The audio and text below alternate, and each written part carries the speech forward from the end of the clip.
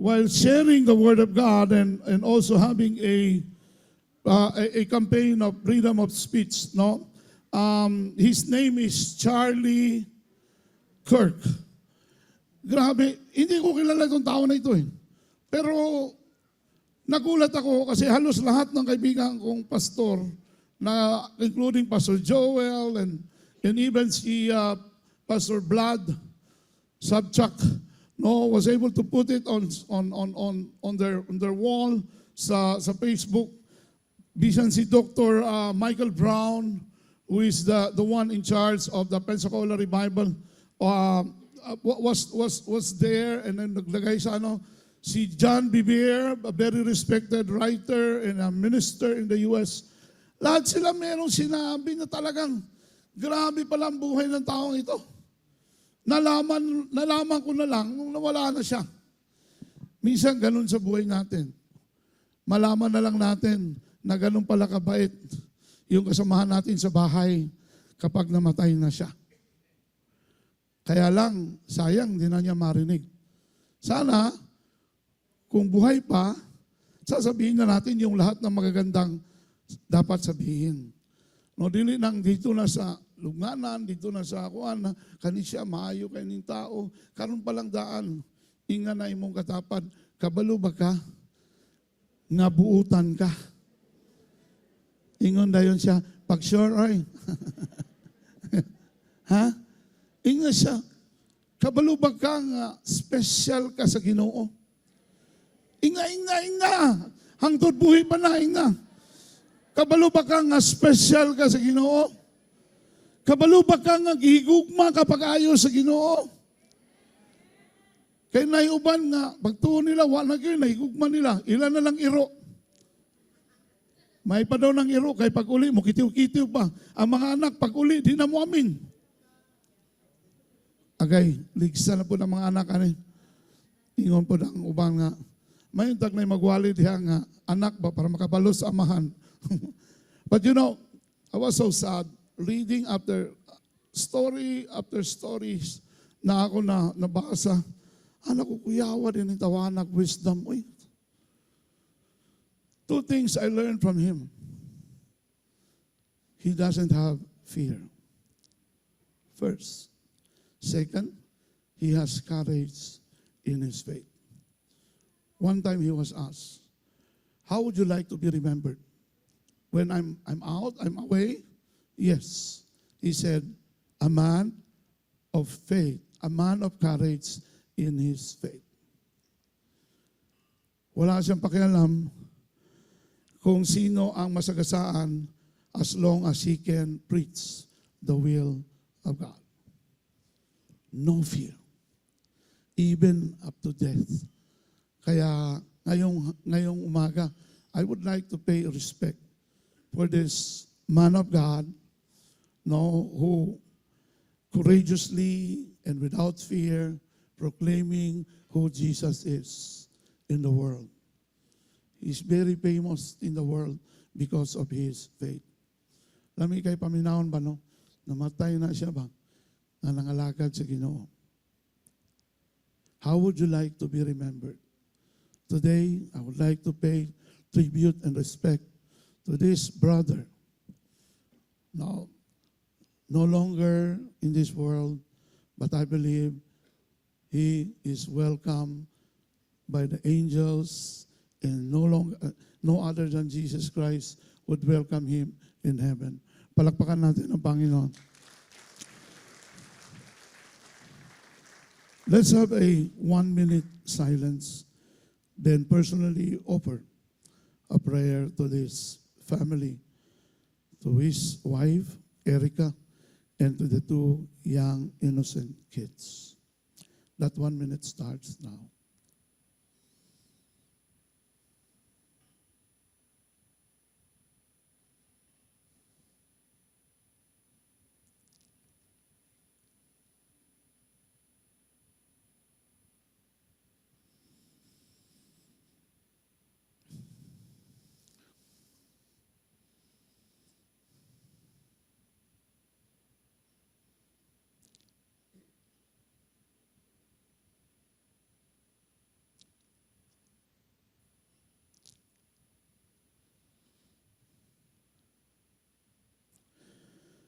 Lord, dagang salamat kay karong buntaga, matagaan may pribilehiyo. Privilege, O God, to pray for the family of our fallen brother, Charlie Kirk. I pray for the family, Lord God, today.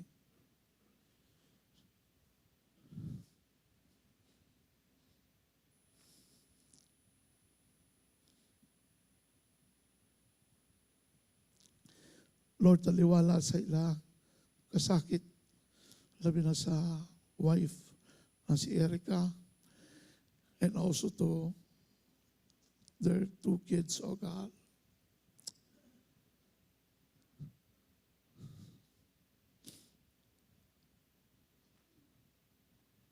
They keep on asking, where is Daddy?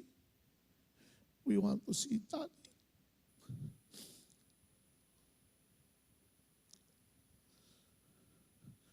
Lord, we pray that in this season of mourning, not just for the Kirk family, but for the whole of America, in the whole community, in the body of Christ, we are in mourning for the death of such a courageous man in his faith.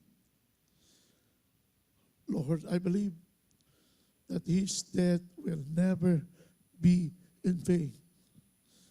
His death is like a seed planted in your kingdom. And it will, Lord God, bring a harvest. Because you said in your words, unless a kernel of wheat falls to the ground and die, it will remain a single seed. But if it dies, it produces much fruit. Lord, sa iyang kamatayon, daghan ang matao, daghan ang mamugna, ma-raise up the Charlie Kirk in the world today. Lord, salamat kayo. Lord, gaksang yung mga anak. Gaksang yung asawa, Ginoo. Holy Spirit, minister to them today. Your peace and your comfort will overflow upon that family and all the relatives, Lord. Bisan pa man sa ilahang mga ginikanan. Salamat, Ginoo. We thank you for raising such a leader, a preacher, an encourager like Charlie Kirk. We thank you for his life, Lord. In Jesus' name, amen and amen. Palakpakan natin ang Panginoon.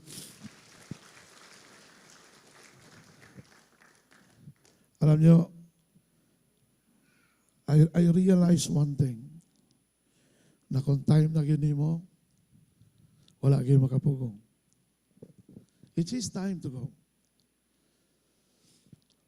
Last Monday, I was about to leave for Nepal because of a prayer conference that Kuya Sani Largado, Reverend Sani, assigned me to speak in some topics. Pero prior to that, JB told me, basig, gubot dito tansa. I did not read the news. I did not know what's going on in Nepal. Anak ko, basta kauban lang nimong Ginoo na walay mahitabo sa imuha. And then I learned, before Sunday, na na-cancel na nga among conference in Nepal because of what's going on in Nepal today. Basta kay kanilang ang gusto na kong imong una-unaon. Pag dili pa nimo panahon, dili pa gyud mahitabo. Pero kung panahon na nimo, bisag unsa imong pabuhaton, dili gyud na siya mapakyas. You will really go home with God. Mo na nga samtang okay pa ta. Pwede pa ta mga lagad sa Ginoo, baskog pa ta, wa pa tay sakit, balag daghang maintenance. Basta kay makatindog pa, basta kay makastorya pa, makashare pa, may tungod sa kamaayon sa Ginoo sa atong kinabuhi. Padayon ta magbuhat, ana. Come on. Don't try to be silent. The enemy is trying to gain his momentum in the world today. That is why Ethnos Asia Philippines will be having a Zoom prayer meeting on, can I have it? This coming Saturday, because we have seen the pattern. We have seen the pattern of civil war in different countries. In these countries, no, na nahitabuan, only in Nepal and in Sri Lanka, nga wala ko nakaadto. I was in Bangladesh. No, it started last year in Bangladesh. No, in Sri Lanka rather, in Sri Lanka, then Bangladesh, then Indonesia, and now Nepal. There's a pattern. There's always a pattern, even in the move of Satan. We have to stop this pattern. It might, God forbid, it might happen to the Philippines today. That's why we have to come together and pray. We have to come together as a family, as believers in Christ. Let's pray na kaning klaseng spirit of violence will not take place in our country. They started to build up some gatherings in Manila now. Okay? Okay naman yun magkudita, basta dili lang bloody. But you know, extraction is always bloody. When you extract the president, when you extract the vice president, when you extract the top leaders of this country, it will always be bloody. Why? Pag naibtang kag ngipon, di ba? Grabe ka dugo na. Grabe ka sakit. Extraction is always bloody. But we believe that God can still work in this country. Na walay ma-damage, walay mamatay, walay ma-assassinate. No, kung namay transition nga mahitabo, aning ato ang nasod, kanabitang makita nimo ang kamot sa Ginoo like what had happened in EDSA 1. There was a smooth transition. Ni-exit na lang ang mga Marcoses. And then ipuli na lang ang dapat magpuli. Sana ganun lahat palagi. That's why we have to pray. No, pray for Nepal. Na-Zoom, ano diha, you can, we have a Zoom link. I-send lang sa GC. Okay, i-send na to sa GC. We have a Zoom link because this is open. We are the one hosting it. Ethnos Asia, Ethnos Asia Bangkok are hosting it. We'll be praying for these countries nga na turmoil karon. No, so many times I've been to Indonesia ministering, particularly in Manado. Ngayon nagulat ako, bigla na lang sa Jakarta. No, na bigla na lang may rebellion. It's about to erupt a civil war in Jakarta, particularly in Indonesia. So nakita niyo ba, the enemy is working. What are we doing? Sleeping? What are we doing? Busy with our own thing?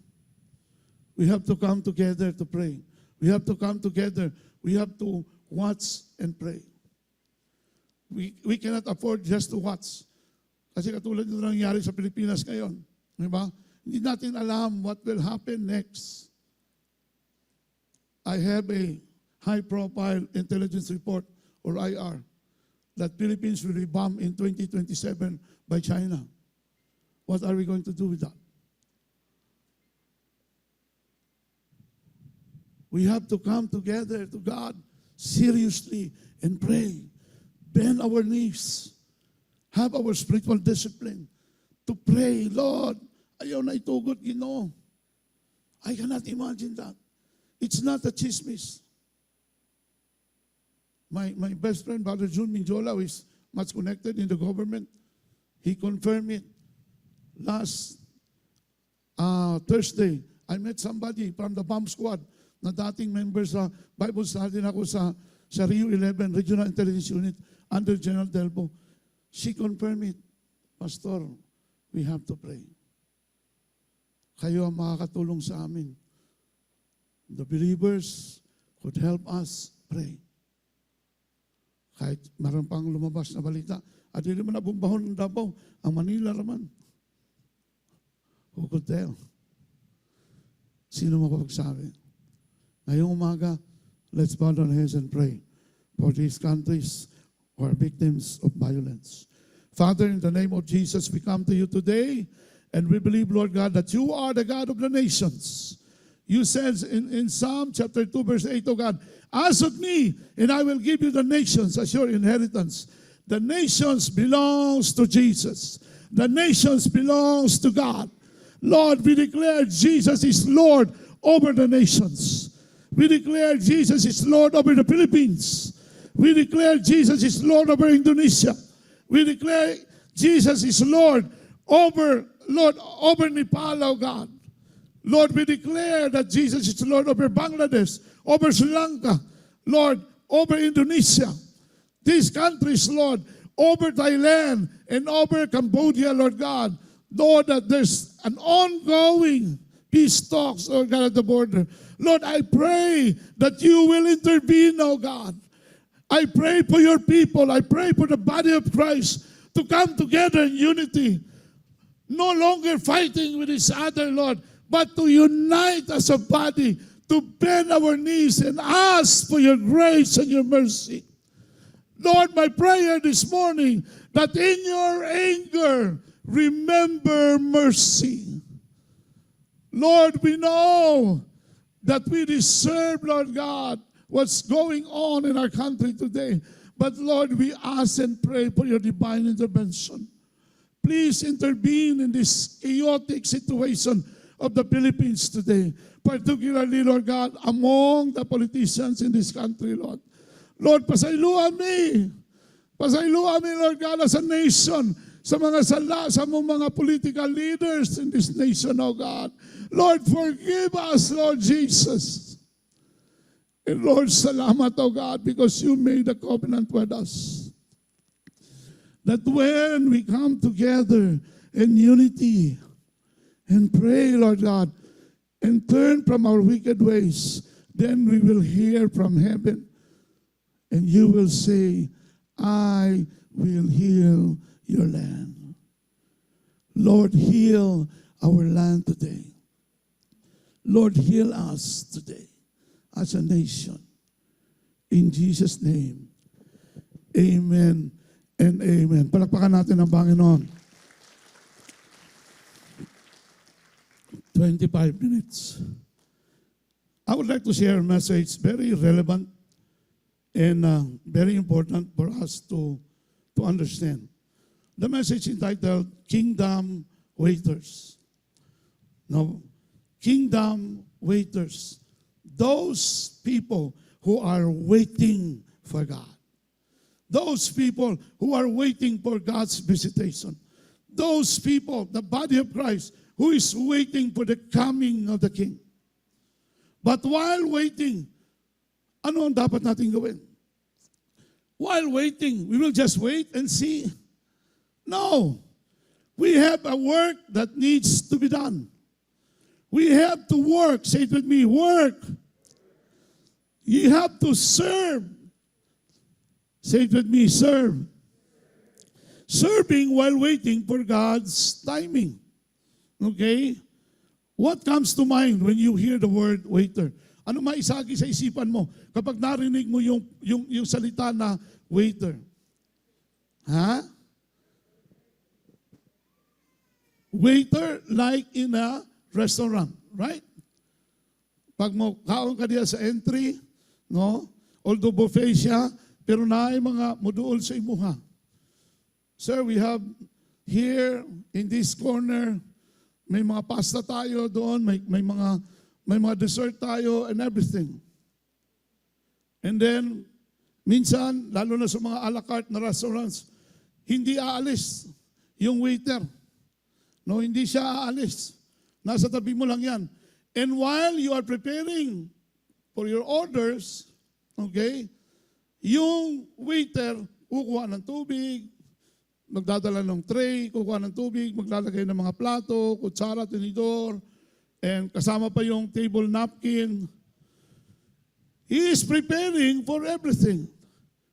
While waiting for your orders, he or she is there serving. While waiting for the coming of the Lord, while waiting for the judgment of God, we should be serving.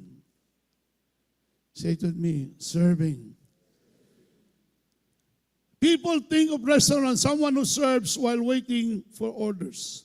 In God's kingdom, we are called to be kingdom waiters. Ano ang antay natin? People who serve faithfully while waiting for God's promises, breakthroughs, answers, miracles, and of course, His coming return. We are serving God while waiting. Charlie Kirk,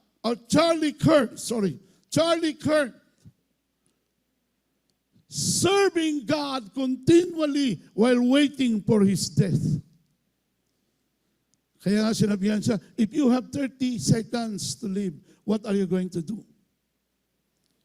And he said, I need to go back to God and ask God for all the things that I have committed against Him to forgive me so that I will be with Him for the rest of eternity.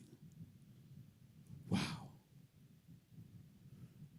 Ang tao pag nataningan na ang kinabuhi, usahay diha naman ang matalantar. No, sa baskog pa, ako'y kahilat nung una. No, kapila gina ako gina-encourage pa. Niya, dagang ko mga amigo mingon, Pastor, madlok siya mo ba kay lakay kagdila? How many times I said to somebody, wala pa naman ang Ginoo sa mo, ayaw itugot nga maabdan ka. Wala man yun. No, a well-known businessman nga dating ginasuportahan pa na mo itong pamasahe kay magwali diya sa Ecolan Terminal. Powerful kayo. Mag-pray masakiton, maayo. But one day, na-involve sa networking, na dato, na milyonaryo. Wala simba-simba, kalimot na sa Ginoo. Nakabisita pa to sa atong church sa Minpex, di ba? Nag-testimony pa to siya. No, dito sa Tagumpay. Na yung hammer sa gawas. Gisakay ko na siyang hammer. Tuyok mi dun sa Davao. Pero pag naog na ko ingon ko siya, ayaw kalimti. Wala pa na man ang Ginoo sa mo.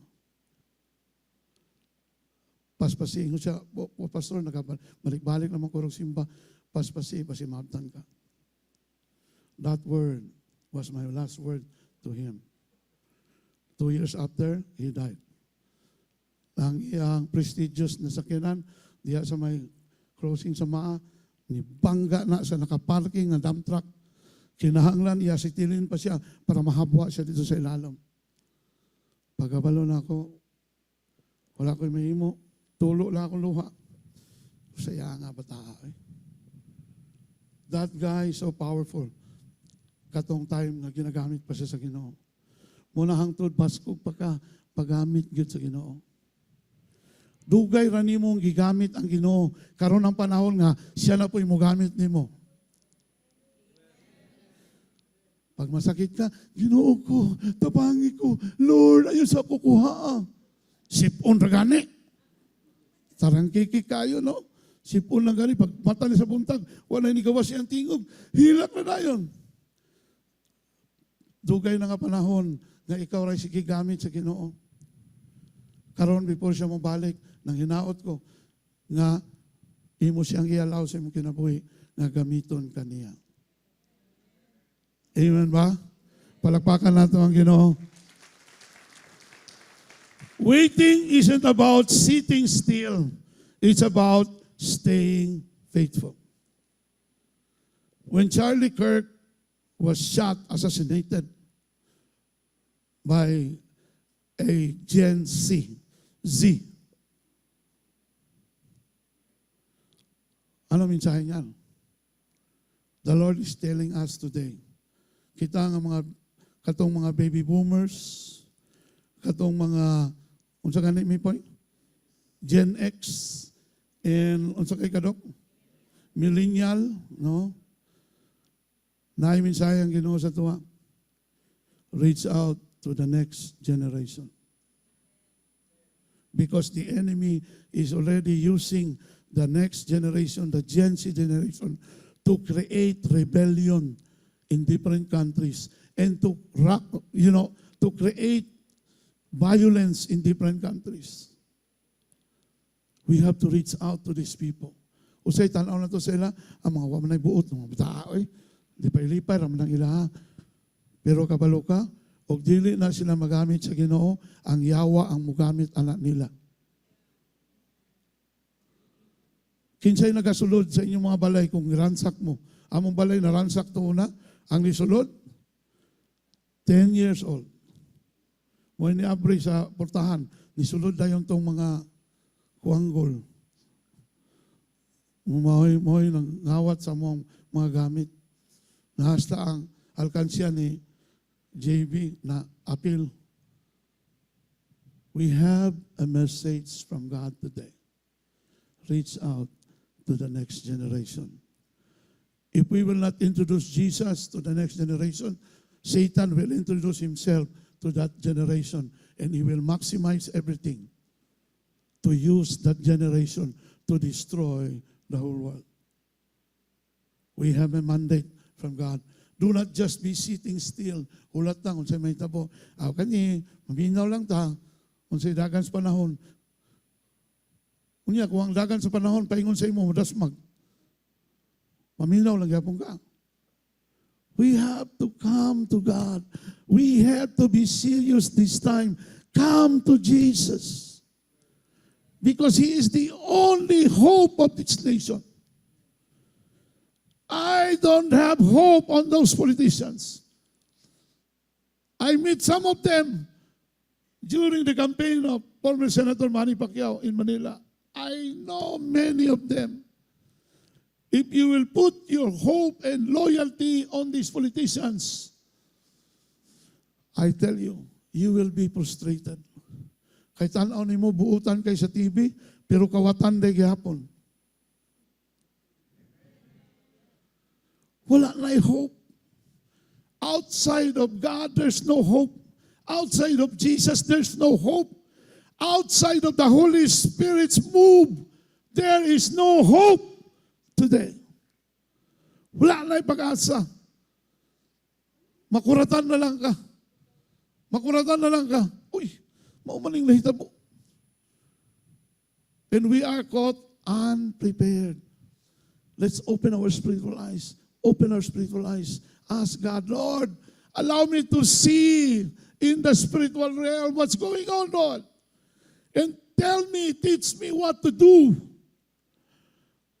We have to be serious. Kung ang imong pagduol sa Ginoo, dula-dula lang, igsuon, sultian ta ka. Ayaw sayangi ang panahon. Gamay na lang kayo ang panahon. Ayaw sayangi. Gamay na lang. Don't squander a little bit of your time. Because Jesus is coming very soon. Usay, pag Domingo man kun, mapainom-duman ta, mabago na po ta, mabutan na po ta, pagkasunod simana, mamalikas na po ta. Mangaway na po ta social media. Kaya kalala bang pagpangaway na ito, mura na po tagbutan po ta. Kanang mangaway sa social media, mura po mga balaan ba? Utro man po ng bala. Go to Him. Come to Jesus. Usahay na may mga panahon nga, masuko ka ba? Wala ko, sama niyo, may klaro na gawa na. Pero anak ko, saya nga po sa akong panahon. O siya na lang po na akong at imanon sa akong kalagot. Life is too short to be hateful. Life is too short to be unforgiving. Pasayluan na na. Kanang mga nakasala ninyo, pasayluan na na. Para maka-move forward na ka. Mao man ang di ka kapangalagad sa Ginoo. Kaya nga naman, makonsensya man ka. Kaya na may matao nga, di mo gusto pasayloon. Lord, pasaylo na ako tanan.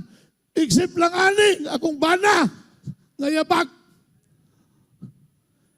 Except lang aning akong asawa. Nga grabe, ang baba.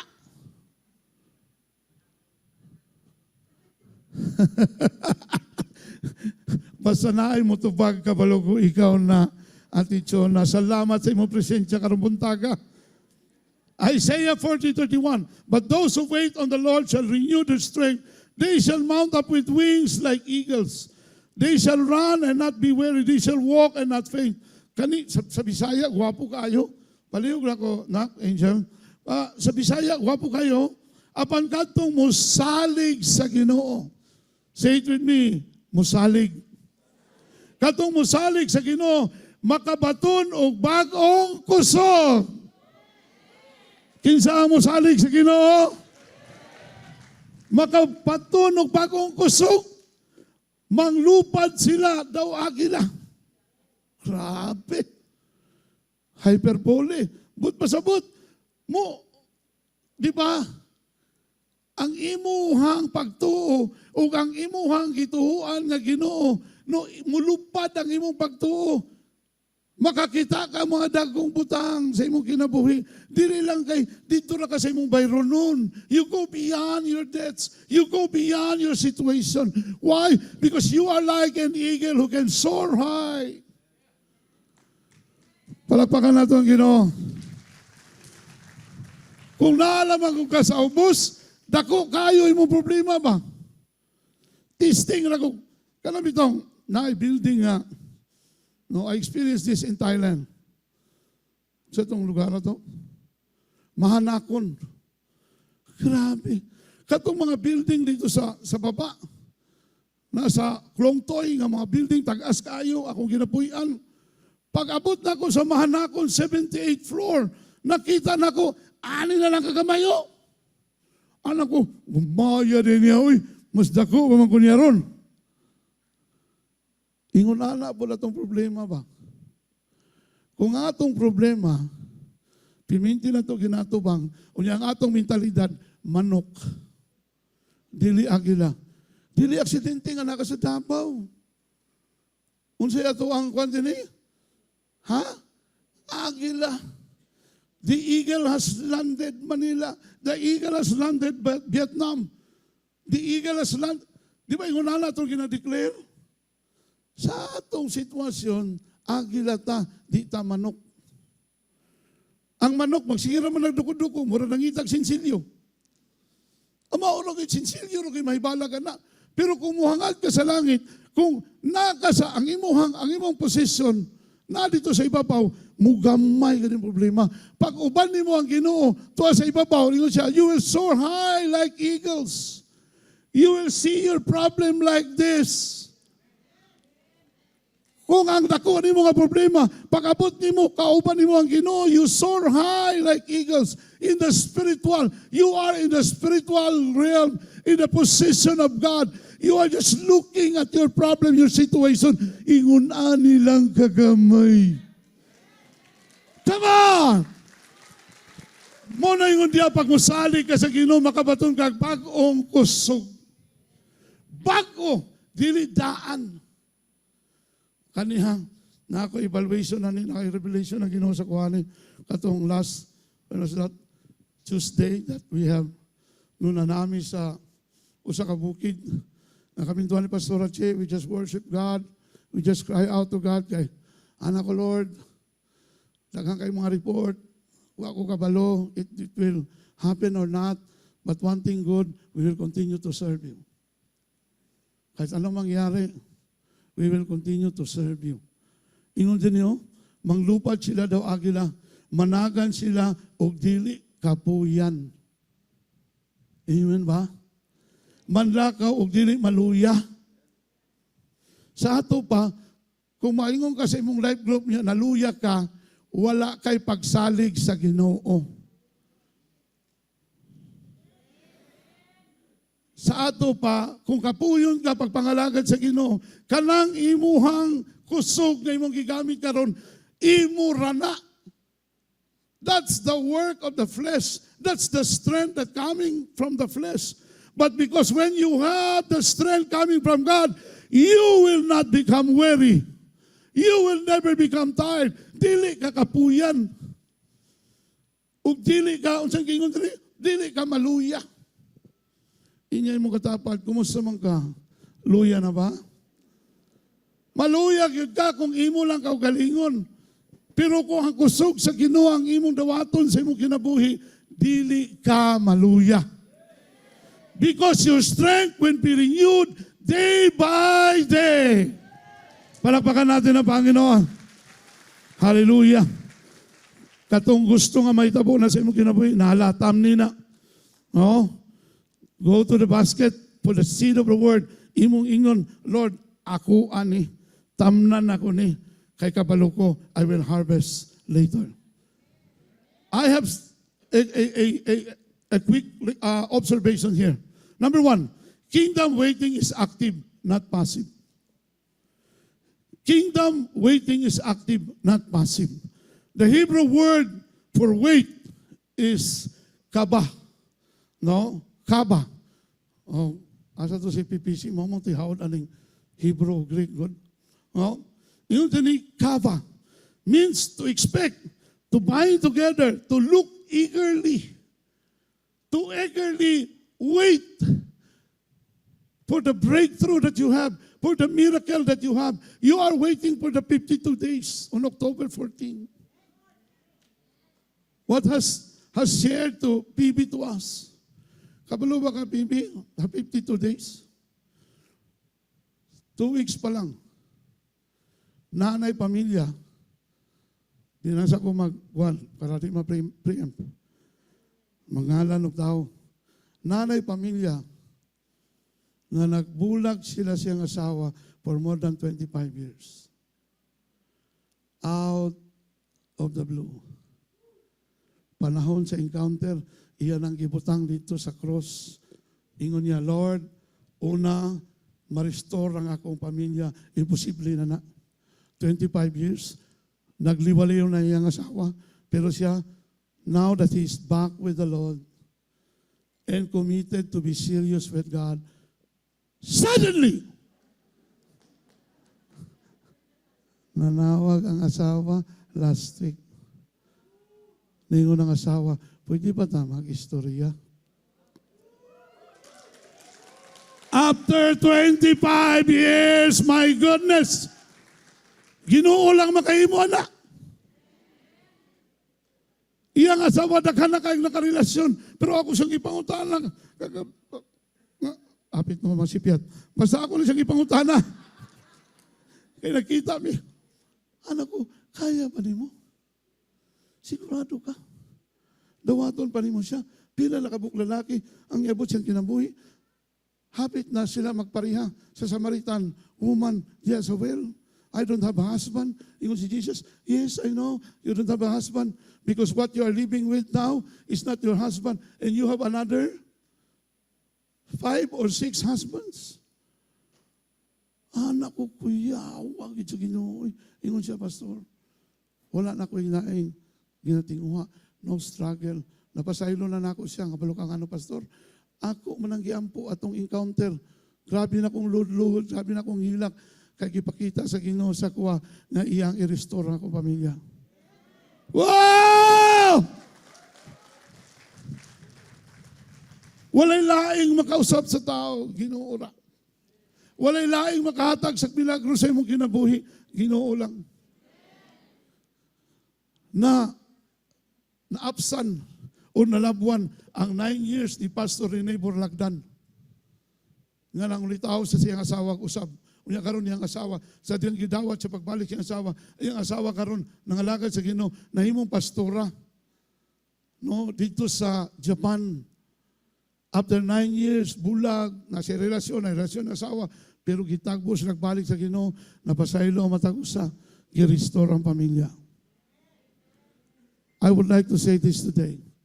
Whatever situation you are in today in your family, as long as you are willing to participate, as long as you are willing to cooperate, the Lord can restore your family. Because He is a God of restoration and He is a God of relationships. Grabe, power kayo ng 52 days, BB. Nang ako ang hammer, wala pa man niabot, BB.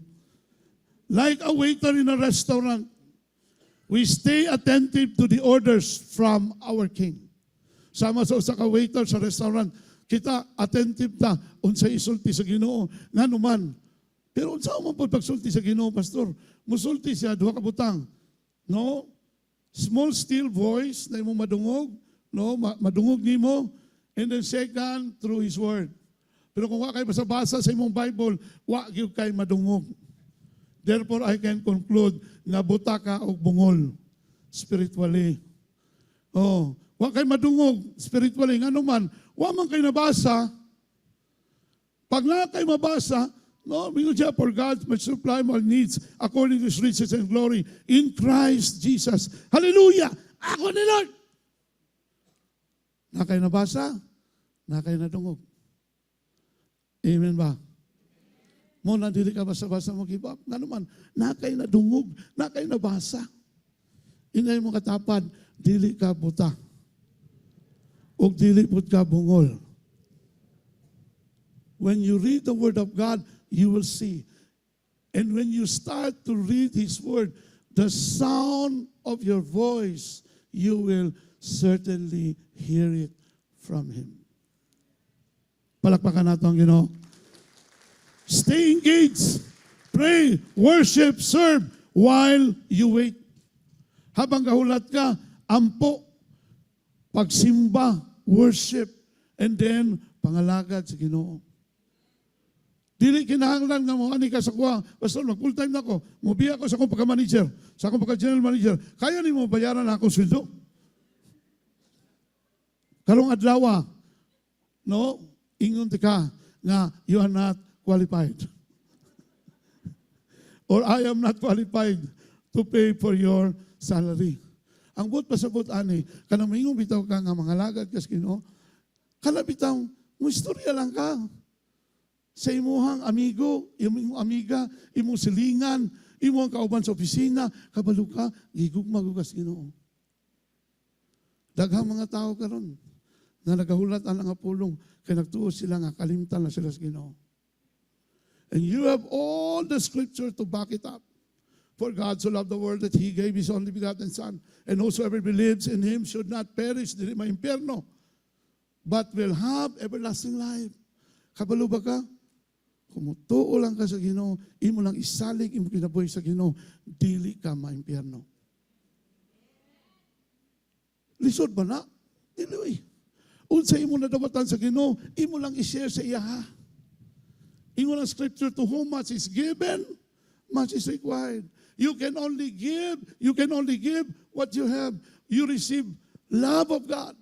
That is why katong kaistorya na ko nga tao nga 25 katoy, hallelujah.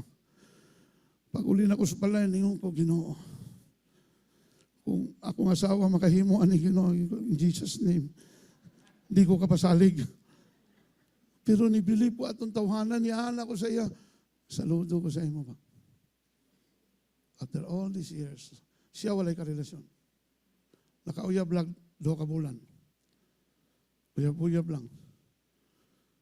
Pero yung asawa, grabe. Pero ana ko siya sa pastor. Kung wala pa na ako napasaylo akong asawa, dili ko makikistorya niya. Pero maayo kayong Ginoo. Timing kayo, pastor. Bago ang akong asawa ni tawag, nakagraduate ko, life change, TUED encounter or TUED retreat. Ingon siya, nabautismuhan pagil ko. Ikaduhan na ni kaya nabautismuhan naman ko tunay siya. Pero nakita na ako, pastor, mutubag yun din, Ginoo. Amen ba? Palakpakan nato ang Ginoo. A waiter who ignores, 5 minutes. A waiter who ignores customers gets fired. A kingdom waiter stays alert for God's instruction. Tinuod ni ba? Kung ang waiter, isumbong ni mo na, labi na sa Apo View, pag mo reklamo ko kay Mr. C, kay Pastor Cesar, kanapal, sigurado si Santi na. O nang di na lang kung reklamo para way matanggal ang trabaho. Pero ako ginastorya. Ganina pa minanawag sa imo ba? Murag, nakakay earphones, nakay AirPods, wag yung lingi din eh. Hala, sorry kaayo, pastor. Alin ako pwede masuko kay nagpastor naman. Ningon ako, pagbutang lagon mag-standby na rin na waiter para dili kayo layo ang mga manawag pa. Sorry kayo, pastor ha, sorry kayo. Kung imo nang isumbong, maputbol na. Dili po ko gusto. A waiter who ignores customers gets fired. A kingdom waiter stays alert for God's instruction. Unsa instruction sa Ginoo? Ingon din I will wait at my watch post or watchtower rampart in Habakkuk chapter 2 verse 1. Ingon diha, and station myself on the tower. I'll keep watching to see what he'll say to me and consider the reply when he answers my argument. Ingon si Habakkuk, na siya argument in Habakkuk chapter 1, nagreklamo siya sa Ginoo. Pero ingon siya, I station myself at the rampart. Rampart kana sa military term na, kana bitang pinakataas diya nga murag naay sa ibabaw naay gamayng balay. No, that is a rampart, a watchtower. Para makita sa mga sundalo ang coming watchtower guard na makita sa mga sa sundalo nga naka-assign dito kung kinsa ang paabotay. But pasabot expectancy, expectant ang heart, sige gaatang unsay buhaton sa Ginoo. Ingon siya Habakkuk, I'll wait and station myself at the rampart. Wala siya nagtulog-tulog, naghulat siya, unya expectant siya nga naay buhaton ng Ginoo. Number 2, serving while waiting positions you for promotion. Tinuod ni ba? Matthew 24:14-30, the parable of the talents. Faithful servants use what they had while waiting for the master. They will be rewarded and promoted when he returns. This is the story of the parable of the talents. The master gave 5, 2, and 1. Dito sa 5 nga talents na yung gihatag, nag-report pagbalik sa master. Oh, what have you done? Yung na master, you know, master, I work hard for this. You gave me 5, now I give you 10. There's always an increase. It was doubled. And then the second servant said, Master, you gave me 2, and now I return to you 4. Ingon ang master. Ingon siya, it is doubled. Ingon ang master, both of you, thou art good and faithful servant. Enter into my kingdom. Pero ang isa, ingon man siya nga, ay, katong imong gihatag sa ko ba, akong gilubong, ay, at least di makawat. Kay kabalubya ko, nga hard ra ba ka nga master, you will harvest what you have not planted. Ato yung pagkaila sa iyang master. Ikaw ba, ana ba imong pagkaila sa Ginoo? Nga hard siya nga Ginoo? Hard siya nga master? No. He is a merciful and a gracious God. Ang gusto sa master, nga dili magtinapulan. Yung siya, kabalo ka, may pag-imo ng deposito sa bangko, mugayin pa nag-interest. Thou art wicked and lazy servant. Wala siya gihimo. Wala siya gitrabaho. Iyan ang gilubong. Suko kay master. Ingon siya, throw that person to the lake of fire where nothing of teeth are observed. Ay, impyerno. Ano man, wala gihimo. Si Joseph, faithfulness today prepares you for favor tomorrow. Joseph served faithfully in Potiphar's house and in prison before he reached the palace. Si Joseph nag-serve kay Potiphar bisag na wrongly accused, naadto sa prisuhan, pero gipromote sa Ginoo sa palace. Why? Because he remained faithful to God. Naimabutang sa itong kinabuhi, unfavorable siya. Pero kung magpabilin lang tang matinud-anon nato sa Ginoo, i-promote kita sa Ginoo. Amen ba? Palakpakan na itong Ginoo. Last, kingdom waiters keep the towel ready. Ang usa ka waiter, ready permanente ang iyang towel. Jesus, having the towel, na iyang gitrapo sa mga tiil, sa mga hugaw nga tiil sa mga disipulo. Ay nagasandal sa biya sa tunguna, ang uban katiniil po. Iyang gihugasan ang tiil, o iyang gitrapuhan sa iyang towel. Wear the towel of service. In every season, even when it feels like God is silent. Kani nga towel, importante ni. If I'm not wearing this towel, I don't allow anybody to disturb me. Lalo-lalo na at 2 o'clock in the morning. I slept at 1 o'clock. Somebody called up at 2:30 to be exact. Pastor, dili may kagawas pa. I will not name names. Kaya kabalo ko nakakadari. I'm just using this as an example. Lagkit kaya akong mata. Ring akong phone, namin akong alarm. Pagtanaw na ako, uy. Yan ko, bro, ano sa problema? Pastor, ang akong anak, di kagawa sa ospital, kay nami bayro nun na 4,000 plus. I have the money na pwedeng itabang, pero ako, wala ko'y GCash. Ngayon, nangutana ko, nagpatabang ko, nangal ko, call a friend.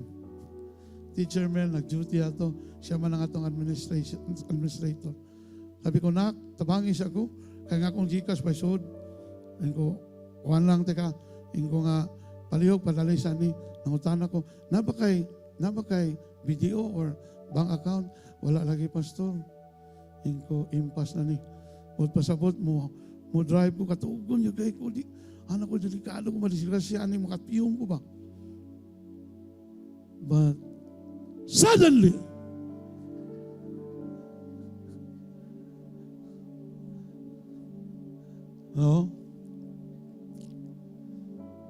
nigana ang GCash. Wala akong choice. And paabot alas 4, nadawat na ako ang text. Pastor, salamat kayo niya na Miss Balay. The towel of service. Dili sa iyon mamastor. Dili sa iyon mag-leader. Domingong dako. Si Dr. Jaime Ranzo. Domingong dako. Nagbautismo raman kami. Pero naay emergency. Ni function na iyang pagka-doktor. Always on duty. Why? Because we have this towel of service. I would like to make an illustration today. Di na ako nidiri butang sa kamot. Ibutang na ako nidiri sa akong shoulder. Because I am serving God as well as I am serving people. Not just here in the Philippines, but even to the borders of Thailand and other parts of Asia. Kahit anong mangyari, there are times na mapagod ako physically. Pwedeng mahulog, di ba? Kaya makapoy ka.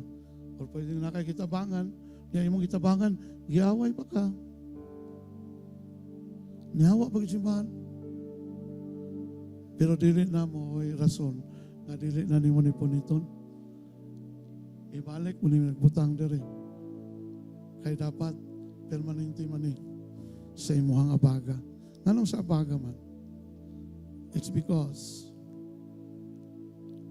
all of us in the body of Christ, we are our brother's keepers and our burden bearers. Nganong sa wala man, pastor? Na magi-doktor diri. Nganong diri sa wala nang ibutang? Kay close man sa akong kasing-kasing. Because when I serve without love, it will amount to nothing. I will just be like a sounding gong. If I serve without love, magyaw-yaw gid ko. Walay utang na loob. Mga, sa to'y term ni, sa atong kailana nga, mga, dili traidor, na si term na, mga ingrato. Oo. Pwede ko kumusultihan na, pero dili. I serve with God to the people via love in my heart. Pero ang nindot nga announcement karong buntaga, I want to close with this. Ang nindot nga announcement, din sa church, wala ko nag-inusara. Kaya kung ako lang tanan ang mutabang sa inyo, kung na mo'y problema, basin sunod simana, magkita namin ni Jesus. Unya, mukanta na din ko, I see the Lord. But praise God, in this church, we have leaders like me and Pastor Che who are willing to put on this towel of service. I would like to call all the primary leaders to come. Primary leaders, please come.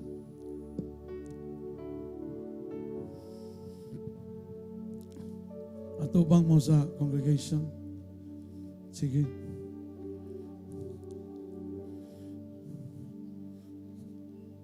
Sige, wala'y magpalikod.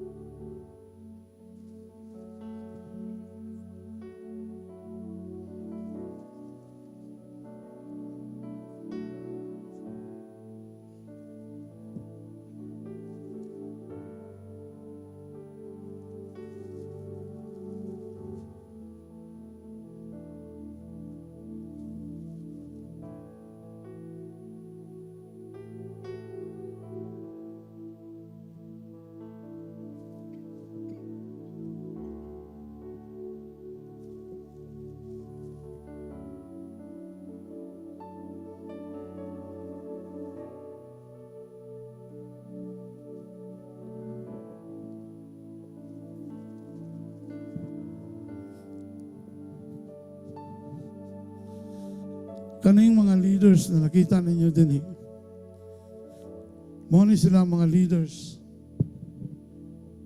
Kahit anong mangyari, they will not remove that towel for service. Kahit anong mangyari, kahit sila mayroong mga problema na hinaharap nila sa sariling pamilya nila. It might be relationship, financial, or it might be spiritual. But they are reminded by God not to throw off the towel for service. Anytime you will need these leaders, even in the middle of the night, they will always respond to you and look for a means to help you because they are committed. Having that towel for service. They could not refuse. They could not say, I'm busy. This week na eh. Where's Ate Martha? Wala siya. Ay, anong naman ka siya? Pantog lang ako lang ang isa. Ningon ko nga, dili siya ka magtrabaho rin si Manaha, pero wala ko ningon nga, muundang nakas pagka-leader. Kabalo ka. Si Ate Martha, gikan pa ni sa hospital ba? Nagawas ni sa hospital. Na-hospital na yung taon ni, sigsigig, follow-up sa iyang mga sakop. Nanguban, di pa mo reply.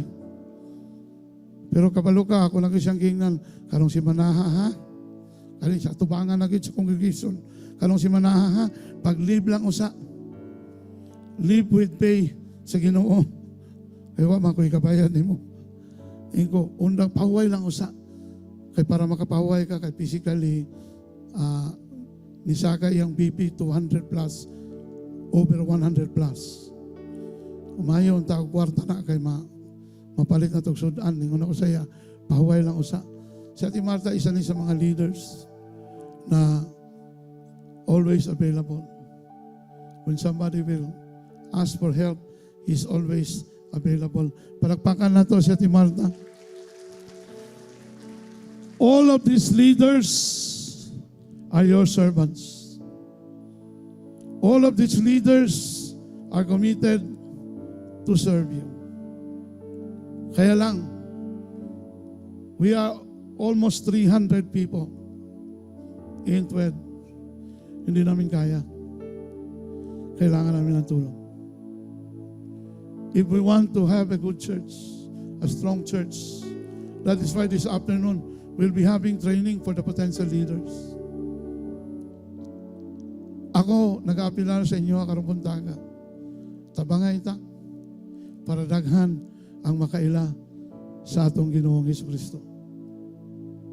How many of you here today that you will say, in my own capacity, sa akong makaya, akong i-share ang gugma, ang kamayo sa Ginoo sa akong kinabuhi? Si Jack. Yeah. Tagay ko isa. Wala na? Special na yung mga Jack. Ako agad eh. Si Jack is teaching the kids. No, manang wala siya. Kaganina. Siya ang in charge sa mga bata. Karong buntaga, I want you to be challenged. Dili na mo ni kaya. Pero kung magtinabangay ta, we can produce a strong church. I would like everyone, listen to this. Karong buntaga, how many of you here na nag-desire po ka nga magamit ka sa Ginoo? In your own little or small way, na pwede kang gamiton sa Ginoo. Na pwede butangan sa Ginoo ang imuhang abaga of towel for service. So that when the time comes, you will hear God say, Thou art good and faithful servant. Enter into my kingdom. Kung nagatinguha ka na magpagamit sa Ginoo, mahimong karon di pa rin mo hunaw-naon, unsa man na pamagi, pero kabalo ka, sulti-anti ka. Ang imong pagsunod, ang imuhang pagdawat sa hagit sa Ginoo karong buntaga, mo'y sinugdanan sa kaalam na yang ihatag sa imong kinabuhi, dili lang para kanimo, kundi alang usab sa imong tibuok pamilya. This is voluntary. This is not compulsory. But I want you to stand. If you desire to serve God and have that towel for service, please stand. Walay kuhitay. Desisyon ni mo na. Wala kay kuhiton, wala kay birahon. Ikaw magdesisyon karong buntaga. Hallelujah. Thank you, Jesus. Thank you, Lord. Thank you, Father God. Nayuban, gusto ka magpagamit sa Ginoo pero wala ka kabaloon saon. Leave it to God. Ginoo ang bahala na. Basta ang importante, magdesisyon ka na magpagamit sa iya. Just stand up. Tindog lang. Hallelujah. Thank you, Jesus. Thank you, Lord. Lord, you have seen your people today. And you have seen your leaders in this church, oh God, standing, having that towel, Lord God. Nagibutang close sa among kasing-kasing. Because it will remind us, Lord, that when we serve, we don't complain. When we serve, oh God, we don't murmur. When we serve, out of love. It is a labor of love. We will always welcome whatever responses that we get from people. Karong buntaga, Ginoo, kauban ng mga tao nga nagtindog karon. Lord God, I envision that today you have put that towel of service sa ilahang mga abaga, Ginoo. And today, you anointed them, Lord, to be used by you to go out and share your goodness, to go out, oh God, and manifest your love upon these people na imuhang ipatagbo kanila, Ginoo. Lord, I declare a divine setup na paggawa sila din ni Ginoo. Adunay mga tao nga ilang maistoryahan. Adunay mga tao, mga kaila, kauban sa panimalay. Lord, kauban sa opisina. Ubisan asa man, Ginoo, nga dapat sila muadto. Sila, Ginoo, imong pagagamiton sa pagsulti sa maayong pulong. Sama sa ingon ako kaganina, Ginoo, that Jesus loves you and He died for you. He will care. He is caring. He will care for you. He will attend to your needs because God loves you so much. Lord, ikaw maghahatag og kaalam. I pray for wisdom on what to say. They might be untrained, oh God, as of this moment. But I believe they are being anointed by Jesus to speak the right words. Make their mouth as your mouthpiece, oh God, today. Salamat, Father God. I dedicate these people who are standing and I declare heaven to be open to pour out your blessings upon them. Special blessings upon these people, Lord God. Lord, ang mga imposible sa ilang kinabuhi, mahimong posible. Tungod kay nangalagad sila sa hari, sa tanang hari, Ginoo sa tanang Ginoo. And all the miracles in life, they will possess. Because, Lord God, they are serving a God of the impossibilities. That all things with you, Lord, will become possible. All things are possible. Salamat, Father God. Protect their lives. Preserve them. Lord, remove any sickness and disease. I declare healing right now for these people, Lord, who are suffering from sickness and disease. I command that sickness and disease to leave in the name of Jesus. And I command healing to flow right now in the name of Jesus. Bisan pa mga adunay mga kauban sa panimalay nga nagsakit, pamilya nga, membro sa pamilya nga nagsakit.